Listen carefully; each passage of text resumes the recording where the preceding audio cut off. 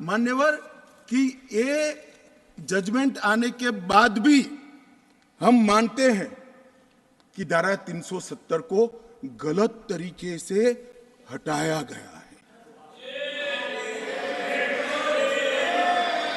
अब मान्यवर, देश के दोनों सदनों ने, देश की संसद की दोनों सदनों ने राष्ट्रपति के सीओ को अनुमोदना दे दी, कानून पारित हो गया, कानून नोटिफाइड हो गया, किसी ने चैलेंज भी किया सुप्रीम कोर्ट में। ठीक है, सबका अधिकार है, करना चाहिए।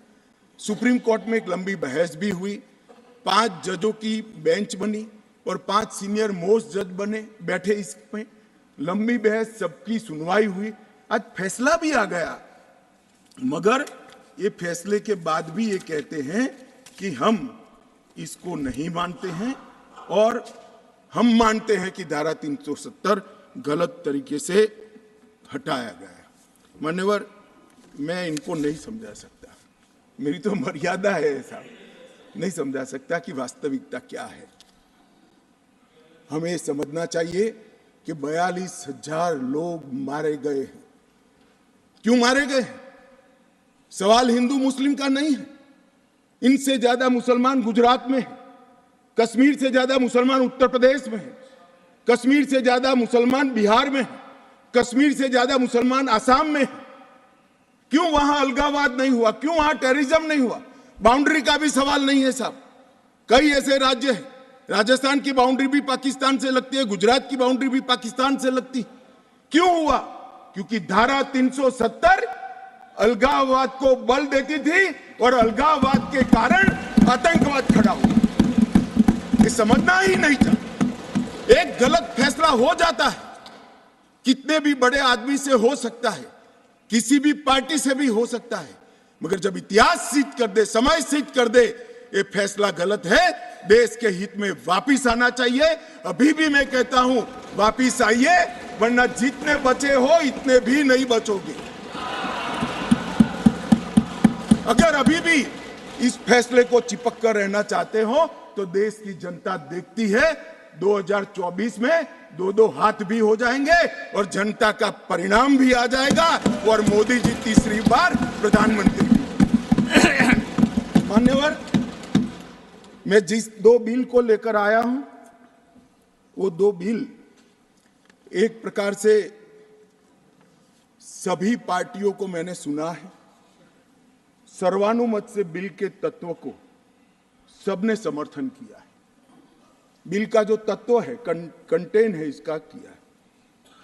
मुझे था कि विटरास खड़े हो जाएंगे कि हम अपोज में खड़े हैं, मगर मैं सभी पार्टियों को कहता हूं, तब ये तो काउंट करता हूं कि कम्युनिस्ट पार्टी कभी अच्छे काम का समर्थन नहीं कर सकती है, इसलिए सभी पार्टियों से मेरा मत बाकी दलों से।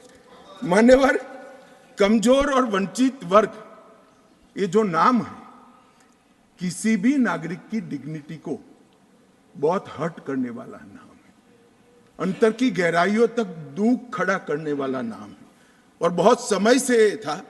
आज प्रधानमंत्री जी ने एक जो फैसला लिया है, जिस फैसले को वास्तविक स्वरूप देने के लिए मैं आपके सामने उपस्थित हुआ हूं, इसमें कमजोर और वंचित वर्ग की जगह अन्य पिछड़ा वर्ग ये नाम जोड़ने का फैसला दिया है, जो संवैधानिक टर्म्स है, संवैधानिक शब्द है। मान्यवर, दूसरा बिल जो है, वो दूसरा बिल जम्मू कश्मीर में सालों से अलग अलग प्रकार के विस्थापित हुए। मान्यवर, 80 के दशक से आतंकवाद की शुरुआत हुई, 89 से चरम सीमा पर पहुंचा। ढेर सारे कश्मीरी हिंदू, विशेषकर कश्मीरी पंडित और ढेर सारे सिख भाई घाटी छोड़कर पूरे देश भर में बिखर गए। जम्मू में गए, बेंगलुरु गए, गुजरात गए, दिल्ली गए, फरीदाबाद गए, देश भर में बिखरे। सभी राज्यों ने उनकी आवभगत भी की, सभी राज्यों ने उनको रिजर्वेशन भी दिया, कई राज्यों ने उनको नौकरी में प्रायोरिटी दी भी। कश्मीरियों को गले लगाने का काम पूरे देश ने किया है, पूरे देश की जनता ने। मान्यवर, वो बिखरे और ऐसे बिखरे कि अपने ही देश में वो विस्थापित हो गए, निराश्रित हो गए। जिनके पास अरबों खरबों की संपत्ति थी, वो दर दर की ठोकरे खाने के लिए मजबूर हो गए मान्यवर। उन लोगों को सम्मान देने के लिए, और ये आंकड़ा कोई छोटा मोटा आंकड़ा नहीं है, 46,631 परिवार जो रजिस्टर्ड है वो वहां से विस्थापित हुए हैं, और 1,57,967 लोगों ने हमारे बहुत प्रयास के बाद 19 के बाद हमने एक अभियान चलाया, हर शहर में जाकर एडवर्टाइज दिया है, ऑनलाइन रजिस्ट्रेशन हो गया है, और इतने लोग अब तक रजिस्टर्ड हुए। तनख्वाह साहब ने कहा कि बहुत सारे हैं, करना चाहिए। मैं तो उनको निमंत्रित करता हूं, तनख्वाह साहब आप जितने भी छूट गए इसकी सूची लाइए, आधी सेकंड में मैं रजिस्टर कर आपको एक्नॉलेजमेंट दूंगा। मान्यवर, ऑनलाइन प्रक्रिया है, और मैं आज इस महान सदन के माध्यम से देश भर में बिखरे पड़े कश्मीरी पंडित और अन्य विस्थापितों को कहना चाहता हूं, नरेंद्र मोदी सरकार आपको न्याय देने के लिए कमिटेड है। आप मुझे लिखिए, कश्मीर सरकार को लिखिए, किसी भी विज्ञ के बगैर आपका रजिस्ट्रेशन कर दिया जाएगा। आप मतदार भी बनोगे, चुनाव भी लड़ पाओगे, और जम्मू कश्मीर के अंदर आप मंत्री बनकर भी जा सकते हो। आपको पूरा मान्यवर, 3 युद्ध भी हुए, 1947 में और 48 में युद्ध हुआ। 31,779 परिवार आज के पाकिस्तान अधिकृत कश्मीर से शरण लेकर भारत में आए।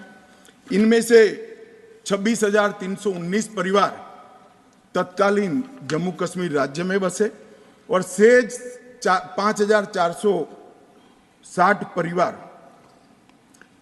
अन्य भागों में बसे। दूसरा युद्ध हुआ 65 और 71 का, और छम्ब और नियाबत क्षेत्र से लगभग 10,065 परिवार विस्थापित हुए। 3500 परिवार 65 के युद्ध में हुए, और इतने ही करीब 71 के युद्ध में हुए। अब तक 47, 65 और 71 के युद्धों में लगभग 41,844 परिवार विस्थापित हुए हैं।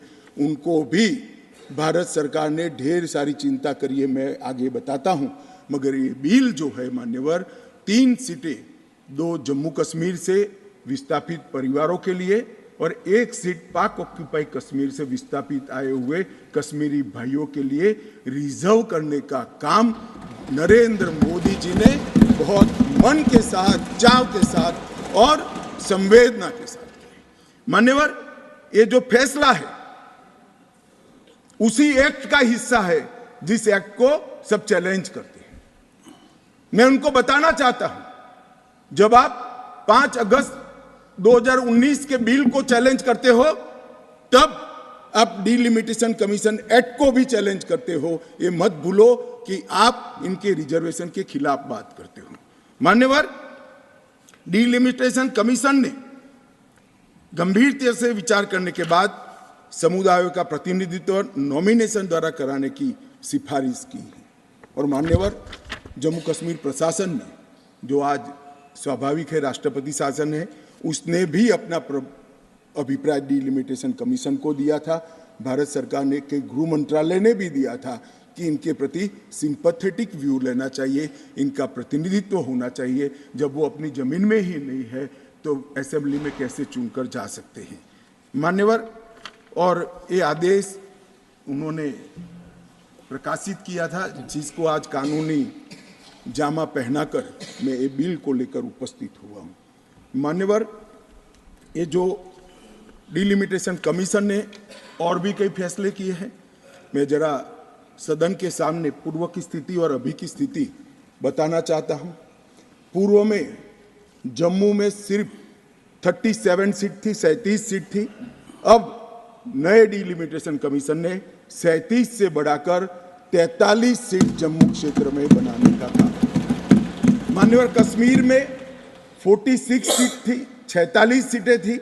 अब 46 की जगह 47 सीटें, 47 सीटें बनाने का काम। इस तरह से जम्मू और कश्मीर दोनों को मिलाकर 83 सीटें थी। लद्दाख की सीटें निकाल दी है क्योंकि वहां यूटी बन चुकी। 83 सीटें थी, उसकी जगह 90 सीटें अब डिलिमिटेशन कमीशन ने करी है, जिसको भारत सरकार ने माना है। और पाक ऑक्यूपाई कश्मीर की 24 सीटों को आरक्षित रखा गया है, क्योंकि हम अभी भी मानते हैं, कोई जिसको जो बोलना है वो बोले, इस सदन में बोला हुआ शब्द इतिहास बनता है। मैं आज फिर से कहना चाहता हूं, पाक ऑक्यूपाई कश्मीर भारत का है, हमारा है, और हमसे कोई नहीं छीन। मान्यवर, हमने 24 सीटें पाक ऑक्यूपाई कश्मीर के लिए सुनिश्चित की है। मान्यवर, अब तक